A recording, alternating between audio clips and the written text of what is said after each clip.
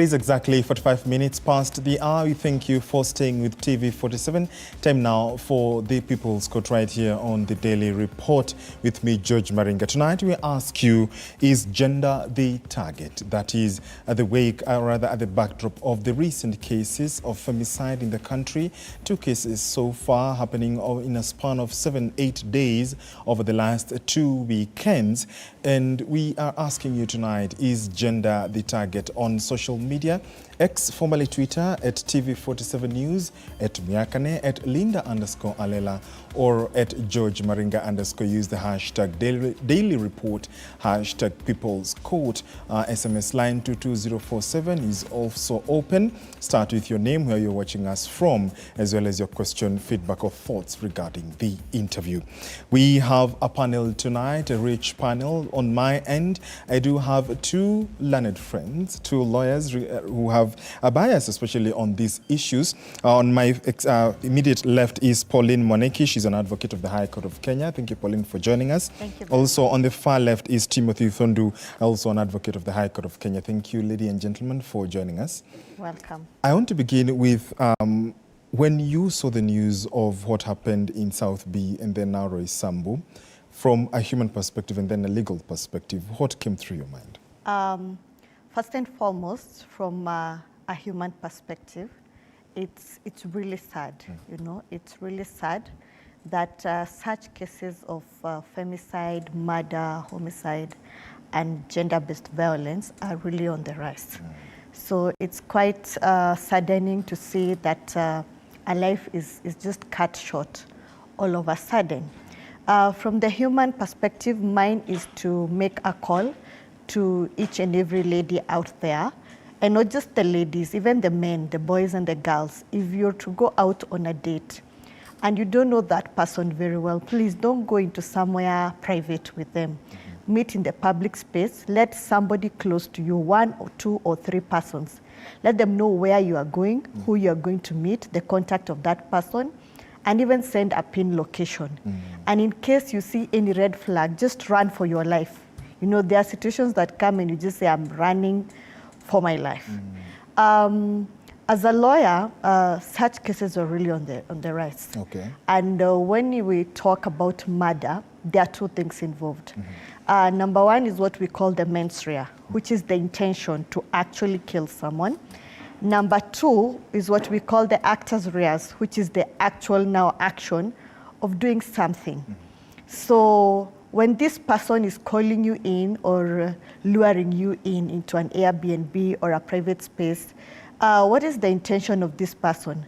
Are they really calling you for a date?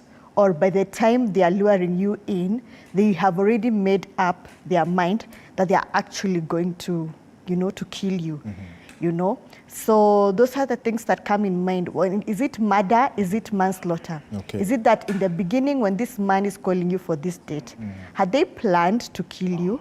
Or is it when they get there, something goes wrong and then this person reacts and in the process, you know, it ends up in death. So those are the questions that we should be asking ourselves. And before that, what are the conversations that were going on between these 2 people? Was there any indication, was there any red flag somewhere that this person could have picked out? Again, what is the mental state of these persons? You know, we need to check even when we are dating out here. So many people are working, but actually mentally they are unstable. So it's important that we look at all these factors. Yes. Timothy, we're looking at also these legal perspectives. She's talked about, you know, the 2 perspectives where how you look at it.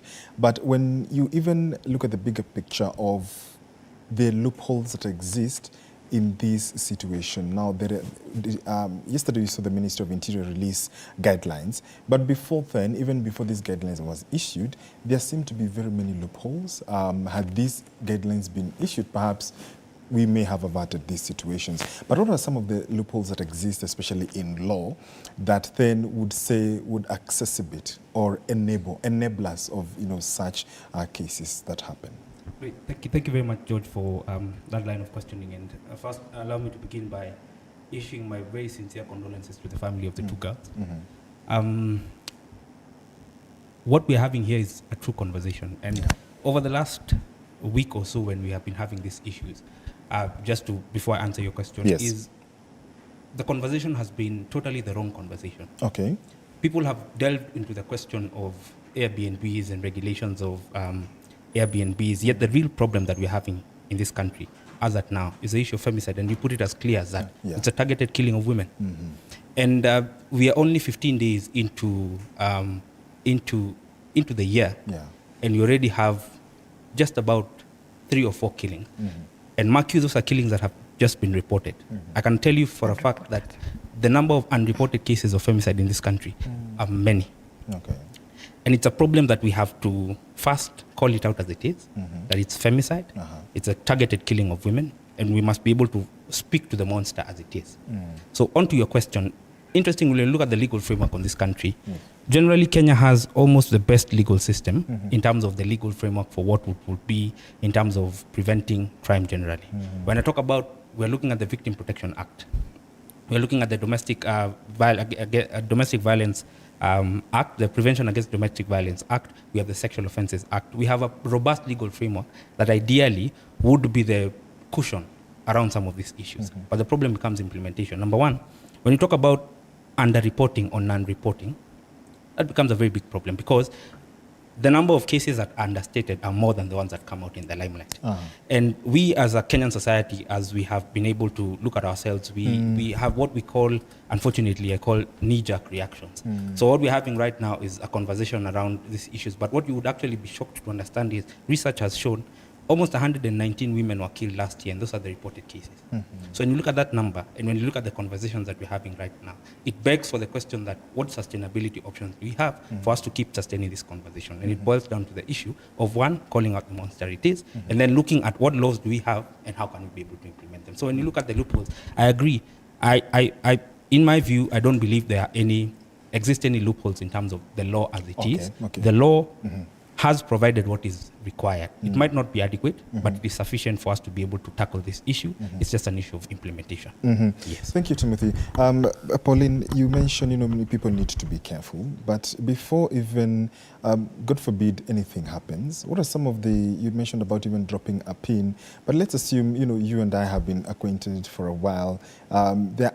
It is human nature to be able to trust someone, but at what point when you tell me you want to know my first name, second name, third name, these are things you'd be picking up about me, and I would also be picking about you. But at what point do you then say, fine, we may have known each other for a year, for X amount of time, but these are the fundamentals that as a person, before I even meet with you, I have to know, and I have to let my next of kin or important persons to know. Yes.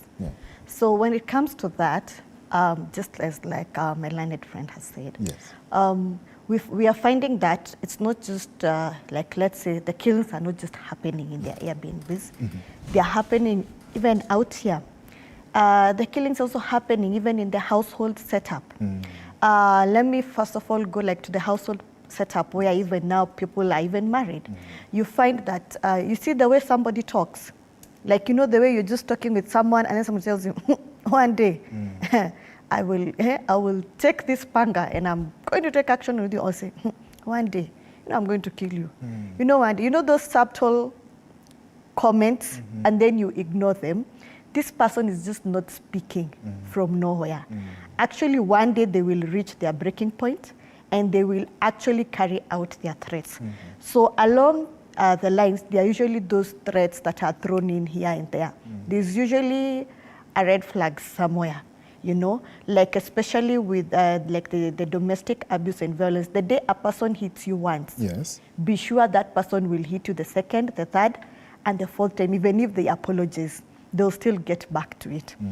Sometimes you forgive and then you think, oh, this person is my boyfriend or this person is my husband, they are going to change. But then you find eventually they don't change. It actually becomes worse. So that is the point at which now you should carry out your a safety exit, because you cannot just continue staying there and something worse is going to happen one day. And that's why we are seeing in the end, say, no, this couple, they were just a good couple, or they didn't have issues, but then behind the scenes there are issues, and then you wake up all of a sudden like, what happened here? So there's usually a level of some threat thrown in somewhere, or something that is just not adding up somewhere. So the only grave thing would be to ignore such. And then eventually this person actually carries out their threat or just snaps on you. And then on this issue of like now when we come to the dating scene, I remember nowadays in our dating scene, people are picking up people dating from social media, dating from, you know, maybe you just met somewhere in a social event or it's on social media. So you really don't get to have known this person very well. And then the next thing you're meeting in a private space, the next thing you really an item. So it's important you as a lady or you as a man, what are your bare minimum standards, you know? What is it, to which level do you have to get to until now you are in a private space with this person? So that is what we also need to check, because it's very important that you also minimize your chances and your ways of exposure. So that is something that can also be looked into. And again, just as like Wakili has said, like we have, in Kenya, we actually have very good laws. The issue of now the implementation and the carrying out, like when this thing has happened, in terms of collection of the evidence, is the evidence being collected properly? Are the investigations being carried out properly? Because that is where, when there is a problem in the chain of custody of the evidence, or the investigations have not been properly done, that is why we find that actually justice has not been rendered to this person. And then you remember, this victim already is gone. So it's the family that is left, you know, feeling, you know, carrying the grieving and carrying the burden. Okay, Timothy, before you cross over to Victor and Linda, when now the cases have happened, as you have two cases already, you know, you mentioned the cases, the unreported cases are even way more than the reported cases or those that come to the limelight. When it has happened, sadly, what are the legal options that one has, either as a next of kin or as a victim, also as well, because thankfully there are those who do not die in the process? What are some of the legal options that, you know, top of the finger one can access or be able to activate? Thanks, George. When you look at the framework of the law as it is right now, so clearly, and maybe just to mention, there are instances where actually the law envisages somebody else as a victim. So for example, your next of kin would actually be considered as a victim because it's secondary victim to. I'm told the mic is off. I hope it's. Are we good now? Yeah, it's good now. Sorry about that. So I was saying, when you look at the law envisages that also the family of the victim can actually also benefit from the law. And I'll put it this way: when you look at the Victim Protection Act, which was enacted sometime in 2014. Yes. Ideally, immediately after that, a scenario like that would happen and somebody has been able to die, it becomes a criminal case automatically. That means the case now moves to the Director of Public Prosecutions and the Director of Criminal Investigation, where they now move to actually... We will be fixing your mic shortly, but even perhaps you can pick up from, you know, what he's saying on the legal options and legal avenues that exist for a victim or even for a survivor. As a survivor. Yeah. So first, for a survivor, after you have encountered such an ordeal, the first thing you should do is go to the nearest police station and you report. You are going to get an OB number, which is an occurrence book number. From there, you should go to hospital. You get the medical reports done and the treatment done. And then you also get the P3 form to be filled. Then you record your statement. If you have witnesses, they should also record their statements. Then the investigating officer assigned to now that particular case will carry out an investigation, and they are going to write an investigation report on the investigation diary. Then once they have established this is the accused, they have finalized the investigation, the accused should be arrested and arraigned in court within 24 hours. Then let's say maybe there's an issue in terms of the identification of the accused. An identification parade is normally carried out. Then the accused is arraigned in court. And then now the case picks up now in court, from plea taking to the pre-trial to full hearing, up to the conviction or sentencing, you know, or the judgment based on the outcome. If the victim is now, and God forbid, the victim now is dead. Is dead, yes. Now it's the next of kin or whoever is around the victim makes the report, and then like identifies the body to confirm this is so and so. Then makes a report. The nearest police station. Then the investigations, of course, should be carried out, and the cause of death should be established. And that is where we have the post-mortem report to identify, was it strangulation, was it a stab, what kind of, what actually caused the death.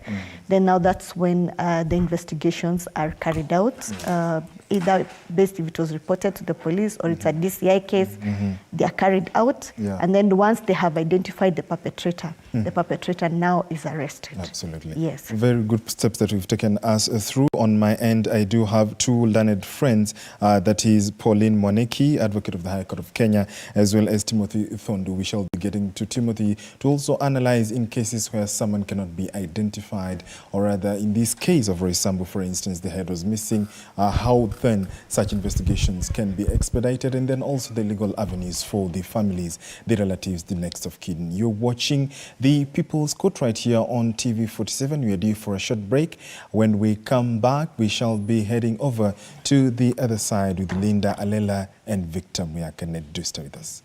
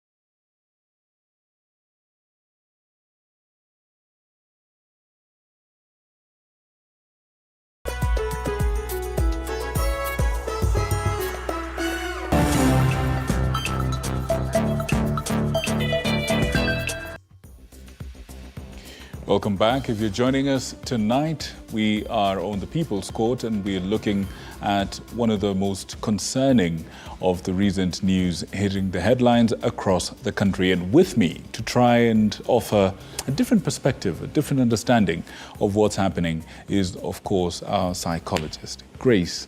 Karibu sana. Thank you. Are we asking the right questions about what's happening? That depends on who you're asking. Me, personally, I don't think so.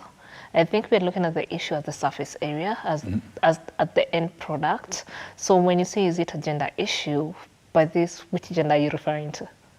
Are there cases happening to men that are not mentioned? And if there are fewer men, does that mean that one life, two lives are not, good enough to be mentioned?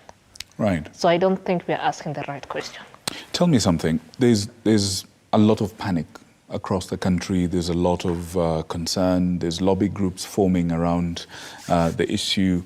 What can you tell us about the impact of such crimes being broadcast on such a wide scale? Talk to us about what's happening in people's minds and what we should expect. So one, what's happening, we are causing something called secondary trauma. So whereby we now have to go back to the trend of fear men, because you know what, men can, if you go with a man or if you talk to a man who you don't know, a man can be harmful. So you hear whereby people are scared or afraid of a certain gender, not because something happened to them, but because over and over again, we've been spreading maybe a theme or stories of what has been happening. And now we have a perception of, you know what, this one can't be trusted. So what happens is maybe resentment, hate. So the next time a man tries something that's slightly harmful or even harmful, the first thing you want to do is attack, defend yourself. Yes. There's a point of view that the labels we attach to something are things that help us to cope with that very thing.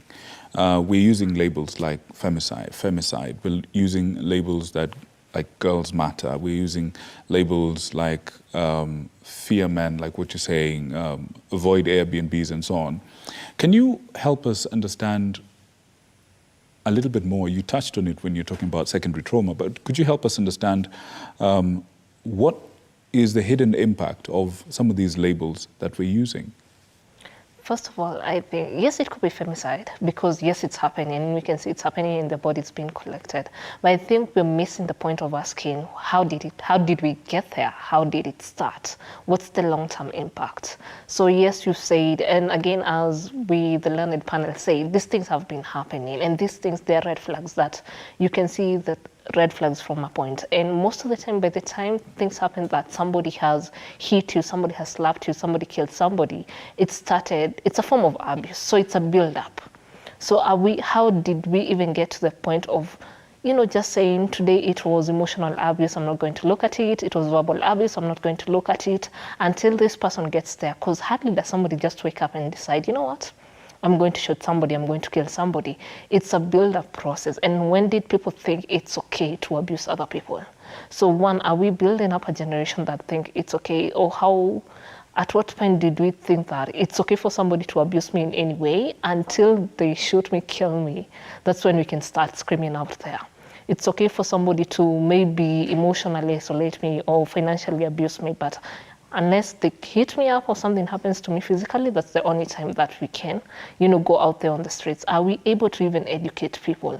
Are we able to take preventive measures so that people know, when it starts like this, it could end like this? Mm-hmm. Yeah. One of our learned friends on the other side spoke about a fact in crime prevention and crime analysis across the world, that most crimes go unreported. I believe that's the gentleman on the other side said a lot of these crimes go unreported. And is there any sunny side? Is there any silver lining to how big and how massively trending these stories are right now? I think what we're doing, this could have happened over years, we're just at the peak of it. So as she said, they go unreported, just that right now they're being reported and now it has caused attention. So by the end of the day, now, is there a silver side or sunny side out towards this? I don't think so. Because by the end of the day, what's the impact of abuse? I don't think this is abuse, but or this has happened to this family, because these are families that are mourning. These are people, kids, they're people dependent on this. Especially then when you look at it, these are young girls. What message are we trying to send to people? What are we trying to tell people, maybe in terms of businesses, so nobody can operate an Airbnb or nothing can happen like this? So I think the thing that has happened is that, are people even able to open up about it, talk about it, keep the conversation going? Are we able to empower people enough to say, if it's a form of abuse or if this has happened to somebody, just talk about it? Okay. Yeah. Another thing that's come up is the response of the authorities, the response of the society, the response of the media. What can we do better when it comes to the response? I think everybody needs to be accountable.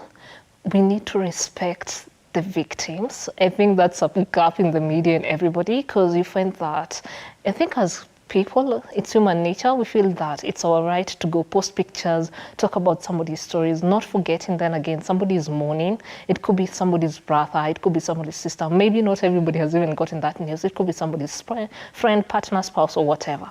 So I think how we handle the news, then again, we cause panic. What is the long-term effect of panic? People think that the government or the authority don't have matters on their hands. We tend to feel we want to self-protect ourselves. Then what's the ripple effect of that when everybody feels like survival for the fittest? So everybody will be acting, it's a reaction, and people can sit down and reason and ask themselves, this has happened, how do we prevent this? How do we ensure this has not happened to anybody else? Because I'm so sure any woman right now, if you try any tiny thing of tiniest bit of abuse, even in your household or something, you're going to face it. It's a time-ticking bomb.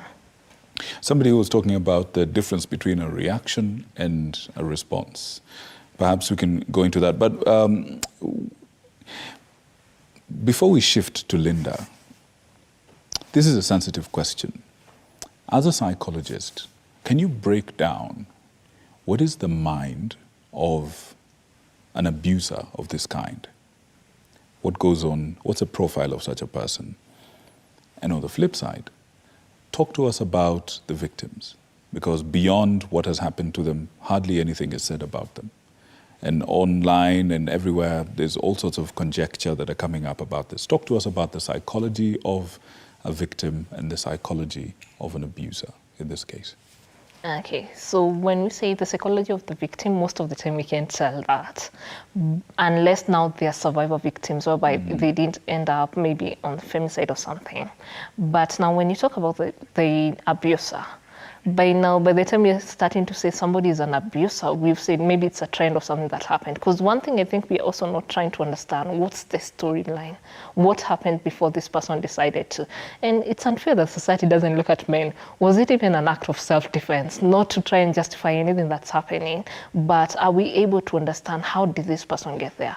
But then again, I say, we're working as time-ticking bombs, and most people are angry, people are frustrated, people have their own traumas, the economy is not even favorable, people have been broken, people have been hurt, and people have a lot of resentment towards each other. So the moment you're just a victim at times because you're the one who got to the peak. It could have been somebody else, if that other person, it could have been me if I was the one who met that person and I made them get to the peak. So most of the time we find that the abuser is somebody who's carrying a lot of quote-unquote baggage. I don't want to call it baggage because they are real life issues and things that they have undergone. Just that the person who finds them is the one who ends up as the victim because they just had it.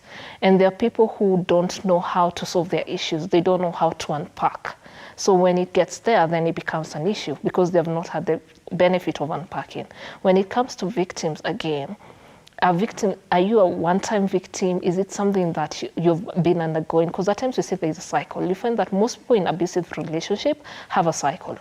Because you tend to hear people saying, oh, why does everybody treat me badly? Why does this person, every time I meet a woman, they treat me badly. Every time I meet a man, they treat me badly. No man is good to me. Because instances are that if you've ended up with somebody who has treated you well, who was kinder to you, you'd walk away. The first instant you find that this person is being abusive, you're able to know, no, it doesn't work like this.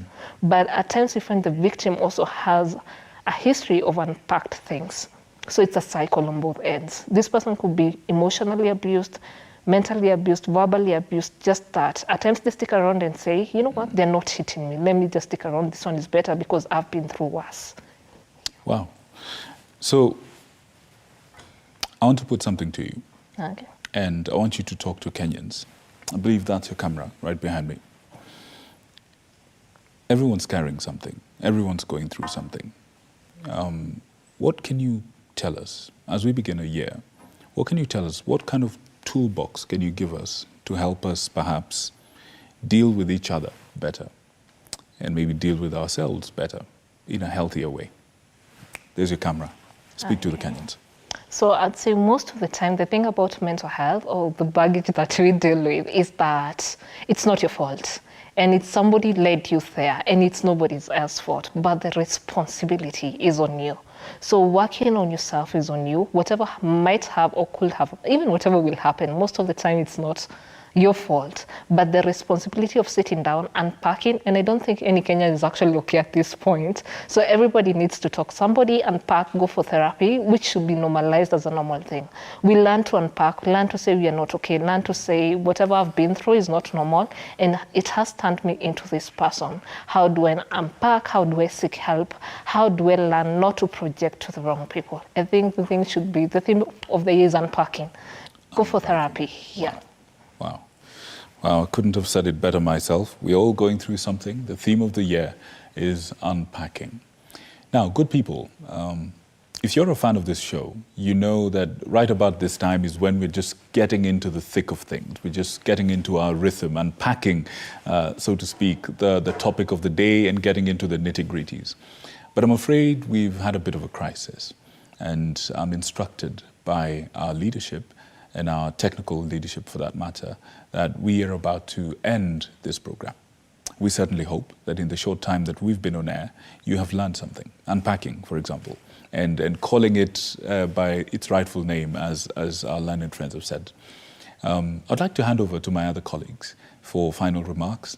Good people, we apologize that this is so, but we ask you to at least go through the remainder of the show and glean something from it. Unpacking. Unpack. George, over to you. Absolutely. I'm still with my learned friends, even as we continue to unpack this conversation of is gender the target. Before the break, Timothy, we were looking at the options that exist when one is looking at this whole situation, even as you conjoin them, both of you, with the closing remarks. Moving forward, what would you like to see being done, especially from the people, the Kenyans themselves, and two, from the authorities, even so that before these cases become, so that these cases become watertight in trying to solve issues? What are some of the issues that we'd like to see done? Thank you very much, George. And as you mentioned, I think the availability, the options that are available for not just Kenyans, but also authorities are myriad of them. But I'll just concentrate on two things. Number one, it's important for any legal process that we have concrete evidence that is before court. I say that consciously, knowing that that is usually a post fact. Somebody has already died. But then for us to be able to get to the bottom of these things, evidence has to be presented before a court of law. And this court of law has to be able to make a determination. So for us to be able to collect this evidence, it is important that, one, it is collected in the right manner. So maybe kudos to the authorities and what they're now trying to do. At least regulation in some area that at least you are able to show, if it's an Airbnb or it's in a platform where you're able to find such of these things happening, then there's some evidence in terms of either CCTV or something of the sort that can be able to be collected. At least there, authorities have a place to start.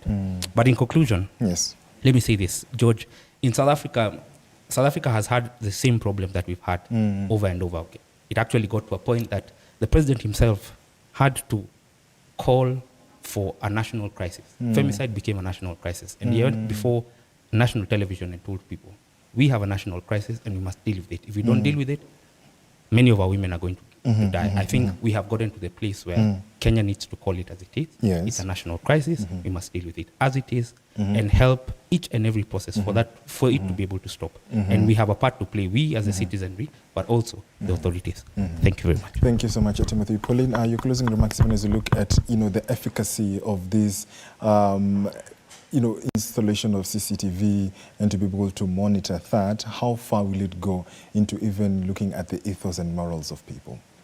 When you talk about installing CCTVs, like in the Airbnbs and maybe hotels and all that, first is the issue of privacy. It's enshrined in our constitution. Every Kenyan has the right to privacy. So I don't know, maybe it's about like the policy forms or the know your customer forms for the Airbnb and hotel, whereby the client will sign like you should be aware that this is a CCTV controlled area. By you entering this area, you are consenting to be to be caught on camera or to this and this, and also providing proper documentation like copies of ID, a copy of a next of kin, a phone number of a next of kin, and your phone number, so that in case of anything, there's somebody who can be contacted. And even as I wind up, I always believe that the best way to look at a problem is just like a tree. If you want to cut the tree down and deal with it once and for all, you don't start removing the leaves or the branches. You actually identify the root cause and uproot the entire tree from the roots. So mine is a call of where did we go wrong? When did the rain start beating us? Where exactly is the problem in our society? And how do we start addressing this? And that's the only way we will be able now to come up with a better solution and better frameworks and prevention policies for this. On the other hand, this is a personal call to each and every person to take precautions for their own safety, because it has to start with you, and then you and the next person around. If you notice something funny is going on, don't keep quiet. Like you had screams somewhere or you had a commotion, don't keep quiet. Call the police, alert someone. You as the neighbors or the people in that place, go to that place, knock and ask what is happening. You never know. You can end up saving a life that day. And thank you very much. Once again, I'm Pauline Mwaniki. Thank you so much, Pauline, as well as Timothy. Pauline Mwaniki, an advocate of the High Court of Kenya, as well as Timothy Othondu, an advocate of the High Court of Kenya as well. Ladies and gentlemen, thank you so much for making time. My name is George Maringa. We thank you for your splendid company, as well as your feedback. Keep it coming. The conversation continues online. As always, stay safe and be kind to one another. Linda? All right, thank you so much, George. Unfortunately, we see sometimes we plan, but things do not play out as we have. And like we have said, there's that technical hitch. But at this very point, we have to close it and appreciate the conversation that we've had, which was equally pretty much important. It continues on our social media platforms across TV47KE. You can always check that out. But we also are called to, remember that in as much as we hold different and variety of perspectives as well as opinions, it's important that we uphold the rights of others with the memory that where yours ends is where mine begins, or where mine begins or ends is where you